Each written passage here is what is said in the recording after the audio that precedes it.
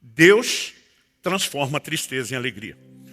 Jeremias 31:13, eu lembro que a gente cantava isso desde criança, diz: então a virgem se alegrará na dança, juntamente com os jovens e os velhos, transformarei seu pranto em júbilo e os consolarei, e eu lhes darei alegria em vez de tristeza. Em João 16:20, Jesus diz: vocês ficarão tristes, mas a tristeza de vocês se transformará em alegria. Então nós temos afirmações explícitas ao longo das Escrituras, eu não pretendo trazê-las aqui de modo exaustivo, que apontam numa direção. Deus de fato transforma tristeza em alegria. Imagino que há uma possibilidade de que a sinalização simbólica de Davi seja essa, mas sendo isso fato ou não, algo que não muda é que nós servimos a um Deus que transforma a tristeza em alegria. Aliás, o poder consolador do Evangelho precisa ser destacado de uma maneira muito especial no tempo em que nós vivemos. Quando Jesus se levanta em Nazaré, a cidade onde foi criado, e lê o livro, o rolo do profeta Isaías, a Bíblia diz que ele localiza uma passagem em particular, que é Isaías 61. Vou resumir aqui os versos 1 a 3. Diz: o Espírito do Senhor Deus está sobre mim, porque o Senhor me ungiu para pregar boas novas aos pobres, enviou-me a curar os quebrantados de coração. Muitas vezes nós enfatizamos muito o ministério de cura física de Jesus, e não estou dizendo que não deva, mas acabamos não enfatizando tanto essa promessa: eu vim curar quebrantados de coração, gente ferida por dentro, a consolar todos os que choram. Termina o verso 2 dizendo, no 3 ele diz: e a pôr sobre os que choram em Sião uma coroa em vez de cinzas, óleo de alegria em vez de pranto, manto de louvor em vez de espírito angustiado. Depois de ler isso, Jesus se posiciona diante do público e diz: hoje se cumpre essa palavra. Basicamente ele está dizendo: eu sou o cumprimento da promessa, eu sou a provisão de um Deus que em lugar de tristeza oferece e disponibiliza alegria. Não muito depois disso, no Sermão do Monte, ele afirma, e Mateus 5:4 registra isso: bem-aventurados os que choram, porque eles serão consolados. Quando você olha só essa frase, pode parecer que consolo significa apenas parar de chorar. Mas quando você olha a perspectiva de como Lucas registrou isso, Lucas 6:21, bem-aventurados são vocês que agora choram, porque vocês hão de rir. Ou seja, com a perspectiva de Lucas adicionada de Mateus, o consolo não é apenas parar de chorar, mas é ter a substituição do choro pelo riso, da tristeza por alegria. É possível esperar alegria depois do choro. Salmo 126, 5 e 6, um texto bem conhecido, diz: os que com lágrimas semeiam, com júbilo ceifarão. Quem sai andando e chorando enquanto semeia, voltará com júbilo, trazendo os seus seixos. Agora, o ponto não é se Deus transforma tristeza em alegria ou não. O ponto que eu quero conversar com vocês hoje. O tema da minha mensagem hoje é como Deus transforma tristeza em alegria. Porque falhamos quando não levamos em consideração o fato que Deus transforma tristeza em alegria. Mas falhamos quando não apresentamos também essa mensagem de forma completa e de maneira equilibrada. Bom, no ano passado, em julho do ano passado, fiz uma viagem de carro com a família para São Paulo. Iríamos gravar alguns eventos online e participar de outros, seriam híbridos, logo nos primeiros meses ali de pandemia. E eu me lembro de uma ocasião em que acordei pela manhã com o versículo ardendo, queimando dentro do meu espírito. 2 Reis, capítulo 20, verso 5. Quando o profeta Isaías, depois de já ter dado um decreto de morte ao rei Ezequias, quando foi embora, houve uma palavra de Deus: volta e diz, Ezequias, príncipe do meu povo, ouvi a tua oração e vi as tuas lágrimas. O Senhor diz: eis que eu te curarei, ao terceiro dia subirás à casa do Senhor. Essa expressão, vi as tuas lágrimas, para mim ela veio muito mais forte até do que só ouvir as tuas orações. Vi as tuas lágrimas. Aquilo ardia no meu coração o dia inteiro. Eu não sei como Deus lida e trabalha com cada um. Quando eu acordo com um versículo do nada, entre aspas, que começa a me incendiar, não é algo que eu li nos dias anteriores, não é algo que ninguém falou, não é uma lembrança gratuita, intencional. Eu normalmente sei que Deus está me chamando a atenção para parar e meditar e refletir em algo. E aquilo o dia inteiro me empolgou. Deus vê as nossas lágrimas. Ele não é indiferente à nossa dor. Ele não é indiferente ao nosso sofrimento. E depois de um dia inteiro empolgado com aquilo, na manhã seguinte eu acordo com outro versículo ardendo dentro de mim.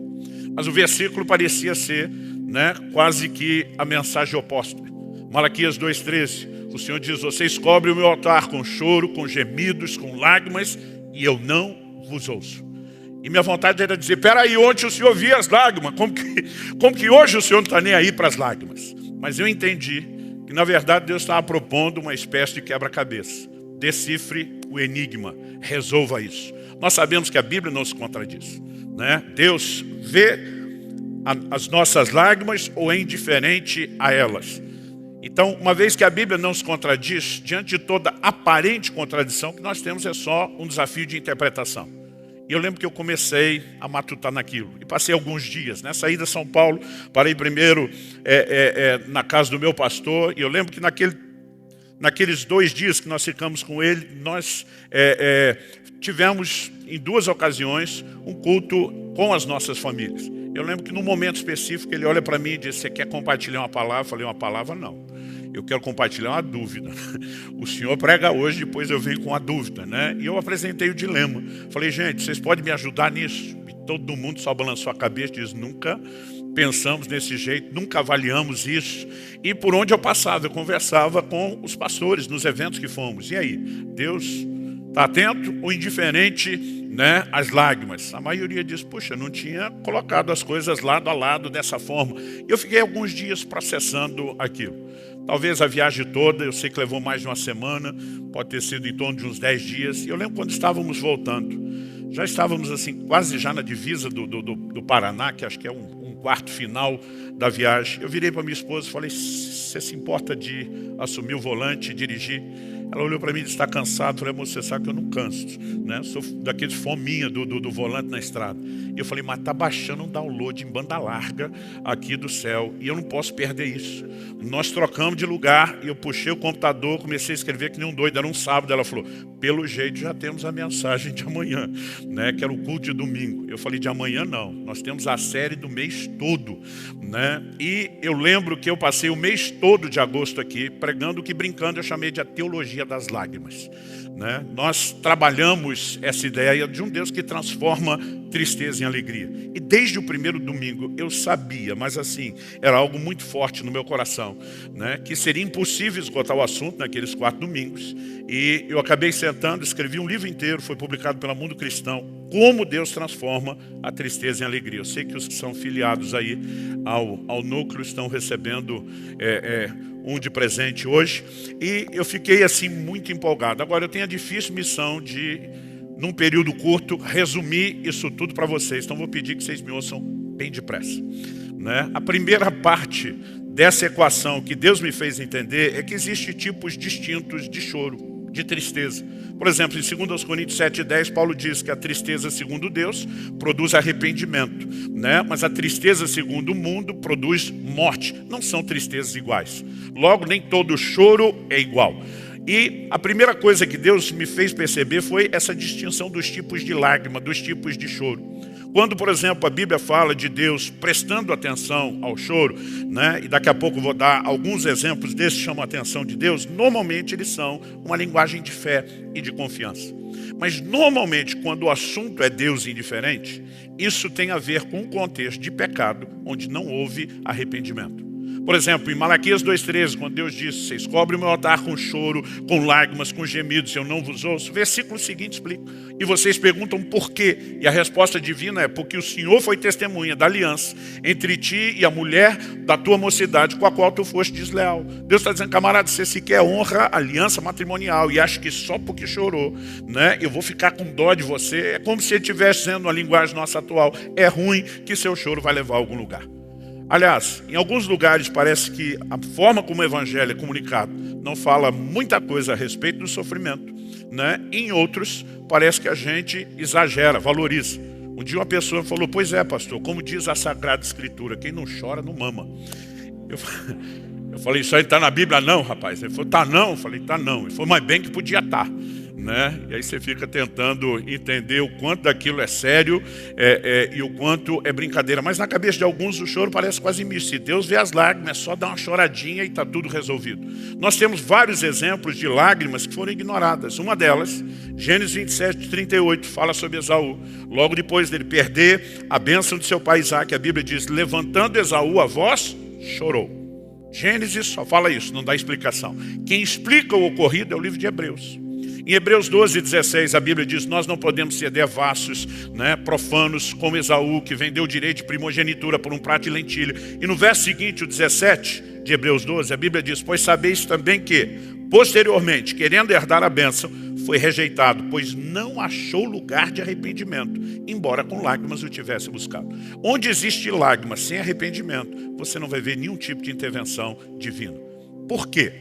O pecado é a causa de toda dor, sofrimento, choro e lágrimas, né? Tudo isso entra por meio da mesma porta que é o pecado. Seria muita inocência acreditarmos que o homem brincando com a causa do sofrimento pode viver sem nenhum arrependimento o consolo e a intervenção de Deus. Então, acredito que o primeiro passo é que a gente consiga distinguir não só os tipos de choro ou de tristeza, mas também, como eu vou falar daqui a pouco, os tipos distintos de alegria. Por exemplo, eu acho que quando mexemos nesse assunto de Deus, muitas vezes não se importar com esse choro sem arrependimento, a gente pode fazer a distinção do que alguém chorar a essência do problema ou chorar apenas a consequência, quando falamos em termos de pecado. Por exemplo, Saul é confrontado por Samuel a respeito de perder o reino. Ele não demonstra nenhum sinal de arrependimento diante de Deus. Só quando Samuel vai sair, ele agarra e diz, você não vai a lugar nenhum. Me honra diante do povo. O importante é manter a média. O importante é que nada disso seja comprometido. Quando Davi peca, no Salmo 51:4, ele diz para Deus, contra ti, e contra ti somente eu pequei. Você não vê Davi lutando para preservar, por exemplo, o reino. Aliás, quando Absalão se levanta naquela revolta contra o pai, Davi dá um perdido no reino. Ele vira as costas, abandona o palácio, vai embora. Se os seus homens não lutam, né, ele jamais recuperaria aquilo. E o posicionamento dele é meio de quem diz, eu fiz por merecer, né? Eu realmente pequei. A preocupação de Davi não era necessariamente a consequência, era a essência. No mesmo Salmo 51, que é um salmo, né, de arrependimento do seu pecado, ele diz, não retires de mim o teu espírito, e nem tampouco a alegria da tua salvação. Basicamente, você vê alguém, né, que focou na essência do problema do pecado, e não mere simplesmente na consequência.